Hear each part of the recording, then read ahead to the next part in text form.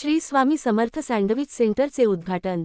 स्वामी समर्थ गजानन महाराज श्री शंकर महाराज यांचे निस्सिम भक्त वेणुताई सुतार आणि उमेश सुतार यांनी Shri Swami Samarth sandwich and snack point या नावाने कॅफे सुरू केले आहे। सुरुवातीला श्री स्वामी समर्थ पादुका, श्री गजानन महाराज पालखी पादुका, श्री शंकर महाराज पालखी पादुका आणि श्री साईबाबा पालखी पादुका यांचे पूजन करून उद्घाटन करण्यात आले।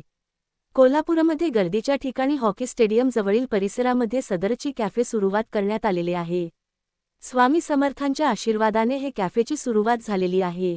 या कार्यक्रमासाठी श्री शामराव सुतार, माजी शिक्षण उपसंचालक के गोंधळी सर, भगवान खिलारी समर्थांचे सर्व भक्त, इतर सर्व पाहुणे मंडळी आणि नागरिक उपस्थित होते।